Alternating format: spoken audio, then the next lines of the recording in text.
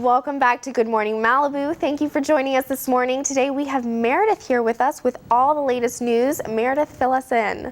Good morning. Malibu is saying farewell to Representative Henry Waxman after 40 years of leading the 33rd Congressional Congress. The Democratic representative is stepping down from his position in the House along with 6 other Democrats and 10 Republicans. California Senator Ted Lieu has expressed interest on his Facebook page about taking over this position. Waxman is retiring, hoping to give another qualified candidate a chance to represent Los Angeles, Santa Monica, and Beverly Hills. Amanda Knox has not escaped her past in Italy. Thursday, Florence courts found Knox and her boyfriend guilty of murder.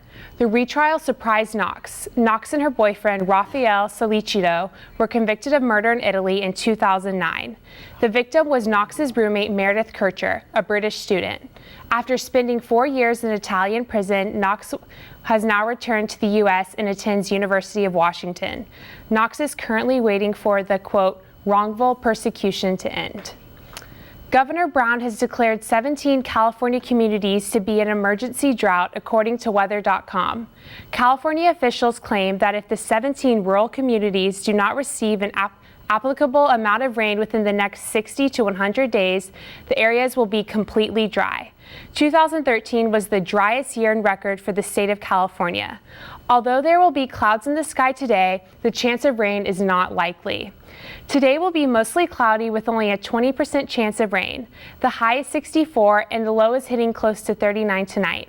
Today, for the next 5 days, Malibu will be hitting a cool stride with the highs in the 60s and lows in the 40s. This may not be the best weekend for hitting the beach with mostly cloudy skies and cool temperatures, but you may want to check out what's happening here on Pepperdine's campus.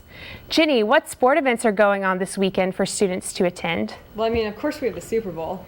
It's just 2 days before the Super Bowl, and both teams are finishing up their last practices before the big game.